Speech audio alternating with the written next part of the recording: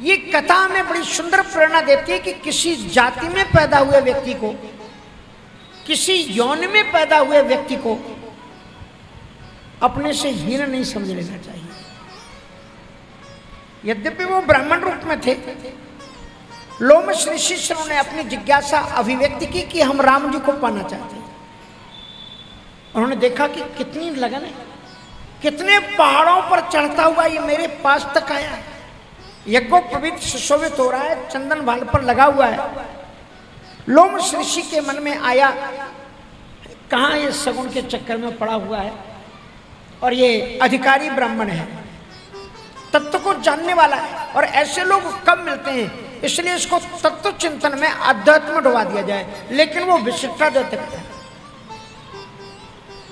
वो उन्हें अध्यात्म में ले जाना चाहते थे और वो विशिष्टाद्वैत थे। अब जब वो वहां पर गए तो उन्होंने लागे कारण ब्रह्म उपदेशा, आज अद्वैत अगुण हृदय सा, लागे कारण ब्रह्म, ब्रह्म का, उस अद्वैत ब्रह्म का उपदेश करने लगे। वो अजन्मा है, अद्वैत है, और तुम भी वही हो, तुम में और उसमें कोई अंतर नहीं है, सबके घट घट राम समाया, सभी के घट घट में राम समाया हुआ है, इसलिए तुम्हें अलग से उसे तलाशने की कोई आवश्यकता है नहीं, सभी जगह पर है। और इस दृष्टिकोण से उन्होंने उनको उपदेश देना शुरू किया कि वह ब्रह्म तो सभी जगह पर विद्यमान है, तुम्हें उसे तलाशने की कोई अलग से आवश्यकता है ही नहीं। और जब वो ये उपदेश कर रहे थे, उसी समय कागभूषुंड जी महाराज ने उनको बीच में टोक दिया और उन्होंने कहा कि भरी लोचने बिलो के अविधेयता, भरी लोचने बिलो के अवधेयता, भरी लोचने बिलो के अवधेयता, भरी लोचने बिलो के अवधेयता, तब सुनी हो उपदेश, तब सुनी हो निरे गुण उपदेशा, भरी लोचन बिलो की अवधेशा, भरी लोचन बिलो की अवधेशा, तब सुनी हो गुण उपदेश, तब सुनी हो गुण उपदेशा। उन्होंने कहा कि मैं भर लोचन बिलोक अवधेशा, मैं जीवन के राम जी को देखना चाहता हूं। अब इतना बड़ा महात्मा वो प्रवचन कर रहा है, उन्होंने बीच में टोक दिया तो महात्मा जी को बहुत गुस्सा आया। देखो इस मूर्ख को, मैं तो इसका हित सोचते हुए इसकी कितनी ऊंची बात बता रहा हूं। ये जिसमें है, उनको लोमश ऋषि को ये लग रहा था कि अद्वैत बहुत ऊंचाई की चीज है और ये अभी द्वैत में जी रहा है, इसलिए उनको गुस्सा आया और गुस्से में आकर के चेहरा चमचमाया और उन्होंने श्राप दे दिया का सत्य वचन विश्वास न करी और बायस एव सबहिते डरई, सट सपक्ष तब हृदय विशाला, और सपद होए पक्षी चंडाल, चांडाल पक्षी हो जाओ। और जब वो क्रोध कर रहे थे, श्राप दे रहे थे, उस समय पर कागभूषुंड जी क्या सोच रहे थे? क्या गजब की बात, उसे कागभूषुंड जी सोच रहे हैं कि क्रोध की द्वैत बुद्धि बिन और द्वैत की बिन अज्ञान, मायावश परिच्छिन्न जड़ जीव की ईश समान। आप जब क्रोध किसी पर करते हो तो द्वैत के कारण ही तो करोगे, कि अपने से अलग मानोगे तभी ना। और निज प्रभु में देखें जगत तो कैसन करें विरोध। अगर सभी में आप उसी परमात्मा को देखते हो तो फिर कैसे विरोध आप किसी का कर पाओगे। क्रोध आया आपको कैसे, आपने द्वैत देखा था। इसलिए कभी कभी हम प्रवचन जिस हाई लेवल का करते हैं हमारी लाइफ में वह जीवन नहीं होता है। एक बार गोस्वामी तुलसीदास जी महाराज गंगा के किनारे बैठ करके माला का जप कर रहे और एक आ गया और जोर जोर से चिल्ला रहा, अलख निरंजन, अलख निरंजन, और जानबूझ के परेशान कर रहा था। गोस्वामी तुलसीदास जी माला फिर राम नाम की और अगल बोल अलख निरंजन, अलख निरंजन। तो मालूम है गोस्वामी तुलसीदास जी ने बीच में अपनी आंख खोली और एक दोहा सुनाया, तत्काल रचना कर दी कि हम लखे हम लखे हम ही लखे, हम लखे हम लखे हम ही लखे, हम हमारे के बीच, हम लखे हम लखे हम ही लखे, हम हमारे के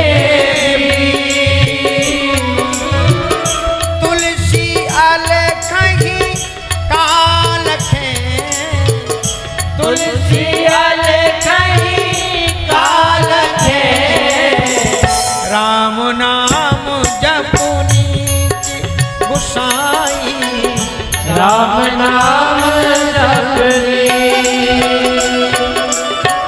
राम नाम जपनी गुसाई, राम नाम जपनी। अलख निरंजन, अलख निरंजन, अलख निरंजन बार बार बोल रहा है तो। और जो अलख ही है, अलख मानी जो अलख लक्ष्य में दिखाई नहीं पड़ता हो तो उसको देखें क्या, हम लख हमारे लख, इसलिए उस परमात्मा को हम हमारे के बीच। अब जरा अभेद दृष्टि को देखना, भेद कैसे होता है। आप गंगा जी जाते हैं, इस तरफ से नहीं उस तरफ से आओ गंगा जी, गंगा जी के उस पास, इस तरफ तो रेत नहीं है ना, उधर से। काशी की एक विशेषता है, गंगा जी की महिमा और काशी की महिमा देखनी हो, लगाव देखना हो तो काशी में ही आप देख सकते हैं। किसी भी तीर्थ में गंगा जी सदैव घाट से सट करके प्रवाहित नहीं होती। किसी भी घाट में चले जाओ, चाहे हरिद्वार चले जाओ, किसी भी जगह चले जाओ, प्रयाग चले जाओ, दूर जाने की जरूरत है। गंगा जी घाटों से सटके नहीं बहती। अयोध्या में भी सरजू जी घाटों से सटकर नहीं बहती, लेकिन कितना भी सूखा हो जाए, कम पानी हो जाए, गंगा जी कभी वाराणसी के घाटों को त्यागते नहीं, घाटों से सट करके बहते। चलो आप उस तरफ से आओ और गंगा जी को पानी लेना है आपको रामनगर से, तो बीच में आपको रेत पड़ेगी। उस रेत के बीच बीच में गड्ढे होते हैं, उस गड्ढे के अंदर में क्या होता है, पानी होता है ना, गड्ढों में पानी भरा रहता है। और आप अपने बर्तन में पानी भरना चाहते हैं, तो क्या वो बीच में जो गड्ढे हैं उसके अंदर में जो पानी है वो पानी कहाँ का है, गंगा का ही है। आप उस पानी को भरते हो क्यों? आप अपने लिए पानी को लाते हो तो क्या वो बीच में जो गड्ढे में पानी भरा है उसको आप लेके आते हो क्या? नहीं लाते, आप धार में जाते हैं। और धार में भी किनारे नहीं, क्योंकि किनारे का भी पानी थोड़ा ठहरा हुआ है, और जो ठहरा हुआ पानी होता है वो मैला होता है, इसलिए घाट में भी थोड़े से अंदर उतर करके जो धारा बह रही है उससे पानी बनती है। तो जबते जीव हरिते बिलगान्यो, जीवात्मा में लक्षण तो ईश्वर के ही हैं, ईश्वर अंश जीव अविनाशी चेतन अमल सहज सुखराशि, लेकिन फिर भी जीवात्मा और परमात्मा में भेद है। और वो कहते हैं कि गोस्वामी तुलसीदास जी कहते हैं कि क्रोध की द्वैत बुद्धि बिन और दैत्य की बिन अज्ञान और माया वश परिच्छिन्न जड़। माया के कारण ईश्वर से कट चुका प्राणी जीव की ईश समान। क्या ये जीव ईश्वर के समान हो सकता है? तो आपको ये विषय बहुत लंबा अगर हम खींचेंगे तो आपको कुछ पल्ले पड़ेगा नहीं। कुल मिलाकर के बात यह है कि जीवात्मा और परमात्मा में भेद ये है कि परमात्मा जैसे एक पेड़ है, भेद श्रुति है। ये श्रुतियां भी दो हैं, जो एक अभेद श्रुति और एक भेद श्रुति है। अभेद श्रुति जो प्रारंभ की 10 उपनिषदें हैं उनमें अभेद का निरूपण है, इसलिए जो भेद श्रुति वाले लोग हैं, अभेद श्रुति वाले हैं, वो भेद श्रुतियों को लेते नहीं, 10 उपनिषदों को ही लेते हैं और बाद की उपनिषदों को प्रमाण नहीं मानते। पर जो भेद वाले हैं वो उन्हीं के आधार पर रामतापनी उपनिषद है, सीता उपनिषद है, कृष्ण उपनिषद है, ये सारी जो है जो देवताओं का निरूपण करती है, देव उपासना बताती है। तो इस प्रकार से अगर आप देखोगे तो इसको तन्मयता के साथ में, तो भेद स्मृति उसको संक्षिप्त में यह है कि ये जो जीव है ईश्वर का ही अंश है, लेकिन माया के कारण उससे कट गया है, इसलिए ये जीव अलग है और ईश्वर अलग है।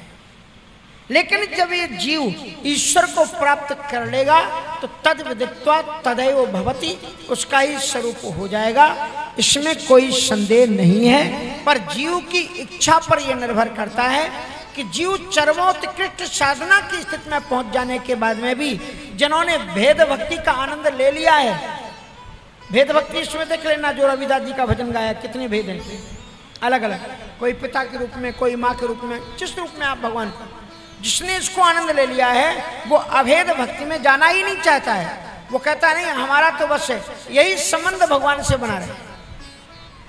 इसके लिए जन्म जन्म, क्या है, जन्म जन्म हरिदास, जन्म जन्म मुझे दीजिए श्री वृंदावन वास। तो जन्म जन्म में वृंदावन वास करके क्या करेंगे? बोले ठाकुर जी की उपासना करेंगे, बार बार हम जन्म धरती पर आएंगे, हमें मुक्ति नहीं चाहिए। ये अभेद जो भेद भक्ति वाले हैं ये है।